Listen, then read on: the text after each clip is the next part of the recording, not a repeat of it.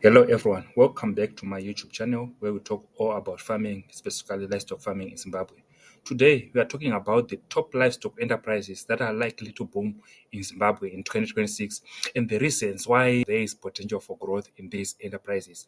Whether you are a farmer, an investor or an entrepreneur, this video will help you to spot on opportunities and also to plan your next move, especially if you are interested in the livestock production sector in Zimbabwe. Number one, we're talking about cattle farming, either beef or dairy farming.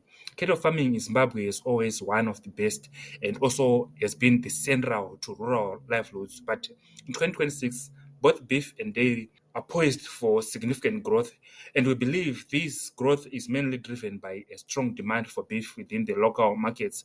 And also, when we look at it, Zimbabwean diets favor beef, and with increasing urbanization, there is also increased demand for high quality beef. When you also look at it in terms of the local production, there is a struggle to meet the rising demand, creating a supply gap. Therefore, any new farmers who are likely going to enter into this market are going to occupy huge positions in this market and also are going to thrive for a long period of time and even reap better profits. When you also look at it in terms of the export potential to regional markets, for instance, countries such as South Africa and other neighboring countries are also some of the major importers in terms of the beef. Therefore, it's very important that when you think about these areas, it's important to also plan around these areas. Although when it comes to exporting, it needs quite high standards and also a lot of bureaucratic paperwork which needs to be done first before you occupy this market. Therefore, it's important that you plan accordingly and understand your steps as you claim this market. When you also look at it, a well-organized production and processing system could also tap into this kind of markets, whereby as Zimbabwe, we are also driving more towards product processing, as well as value addition. This is also an area which is critical in the livestock sector or in the cattle production sector. And anyone who is likely to invest a lot of money in this sector might also reap better profits and better revenues. When you also look at it in terms of the dairy demand, there is an increasing demand, especially with changing diets, whereby more families are seeking milk-based diets, as well as yogurts, cheese, and other processed milk products for nutrition, especially the young children and so forth. When you also look at it in terms of the school feeding programs, it presents a steady demand and also opportunities enter this kind of markets. So success in this enterprise will only maybe come when you consider good genetics of the dairy cows, of the beef cows, and as well as grazing management or feed management, which is very critical. And then also when you look at it from a market perspective, whereby you have to look at how are you going to gain a steady market access in this enterprise. Enterprise number two, we are talking about sheep farming. So sheep farming, especially for meat, is also one area which is gaining traction, although it is not very common and very popular in Zimbabwe.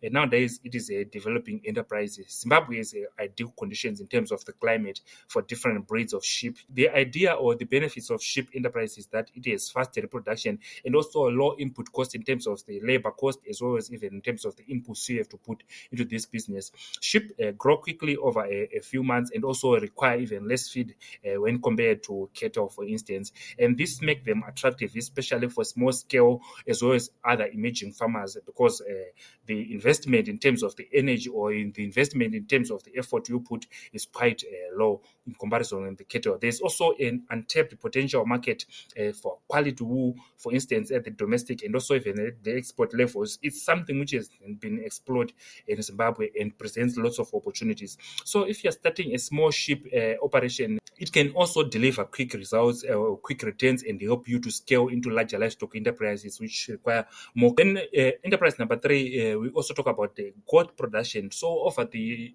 year 2025, goat production has also received a lot of attention from various players and also even a lot of discussion around the social media space. Goats are very adaptable to the local Zimbabwe's variable climate because goats are drought tolerant and can thrive where other animals struggle. And they are also even ideal for semi-arid regions, as well as even the changing climatic conditions which we are experiencing in Zimbabwe. When we also talk about the other value-added products from goat, they are also presenting a lot of opportunities and also potential for these products to produce revenue for farmers. For example, goat milk is also an area which hasn't received a lot of focus and a lot of attention. When we also talk about products such as goat cheese from goat milk, they provide additional income streams when we think about it at a commercial perspective. But you have to invest throughout the whole value chain and understand how are you going to occupy that space. So if you combine good breeding with targeted marketing, goats could be one of the most profitable livestock venture in 2026. Now, let's talk about the pig farming, which is one of the interesting area which has fast turnaround profits. So pig farming is one of the other enterprise that is on the rise in Zimbabwe. Usually, the benefits of pig production is that it has short gestation and also fast growth, and also pig offers quick returns than many other livestock types in Zimbabwe. But we are also talking about some benefits such as high feed conversion efficiency, whereby pigs can convert feed into meat very efficiently, maximizing profits for the farmers. Then there is also even a growing urban demand for pork. Pork is consumed more often, and there is an increasing demand, especially in urban centers among the middle-income households in Zimbabwe. When you also look at it in terms of the market opportunities, processed pork products such as sausages, bacon, salami, and ham, they are also in demand locally and could be scaled even to export levels. So basically what we need first is to fill the local demand first, then we scale up to other areas or to export areas when we start with our own consumption patterns. So to just make sure that you have a good feed sourcing and waste management as well as a good market is one of the critical areas that are key to success in pig enterprises. Number 5, let's talk about rabbit farming. It is also a niche, but it is quite not popular in Zimbabwe, but it is growing at a steady pace. It was those guys who are at the top occupying these production sectors of rabbit farming. It is a far less traditional type of farming, but it is rapidly gaining traction in Zimbabwe. So the benefits of rabbits is that they have short reproduction cycles and also lower feed cost when compared with other livestock production. They also produce meat that is quite lean, nutritious, and increasingly popular among the health conscious individuals within Zimbabwe.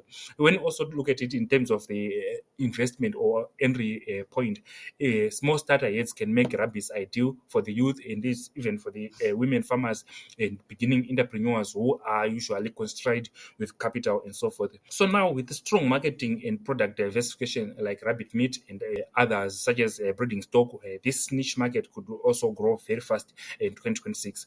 Number 6, we look at the bee farming for honey production. So this is actually a high value and also low land use enterprise. So basically, bee farming is one of the most underrated livestock enterprise, but it's increasing very rapidly, and also it has also gained a number of attention or that particular focus on in Zimbabwe.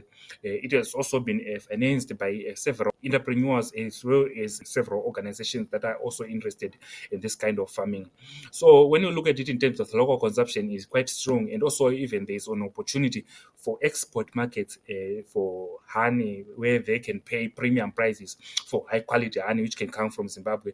And when you also look at it in terms of the added environmental benefits, right now we are advocating for environmental protection and a reduction in the harming of the environment or preservation of the environment in the way it is. So bees improve crop pollination, and also they are quite good for other facilities or things such as integrated farm management systems. When you also look at it, they will require low land and also input requirement, whereby you can even use the land which is not suitable for crop production or even for livestock production. Hive management requires minimal space and also investment compared to larger livestock. So if you are looking for something you might even consider when you think about it in terms of the capital requirements and occupying some of the interesting markets here. And there is also easy benefits of scaling up in this enterprise and also potential for high returns. So this can be on your radar, and you can think around how you can structure those enterprises. So when you think about why these enterprises will boom now, the idea mainly is based on the demand for the product. For example, we are also poised with population growth, which is increasing. So this means there is also high demand for animal protein and overall food products. So it's an opportunity to participate in this kind of market. Then when we also look at it in terms of the export market access, also regional markets are willing to pay for quality meat and products. And basically, to be honest, in Zimbabwe, we produce one of the best quality meat. So the regional markets are willing to pay for this high quality. So it's also an opportunity for us to occupy that space and also participate. Then when we also look at it in terms of the climate change resilience, it is also one of the area which has been given focused on by a number of organizations. And even the government itself, enterprises such as goats and even bees, they thrive within changing weather patterns. So they give an opportunity for growth and also to meet the livelihoods needs as well as the food production. Then also when you look at it in terms of the startup position or low startup barriers for small livestock such as sheep, goats, rabbits and bees, they offer manageable entry points because the majority of the farmers are constrained in terms of the capital.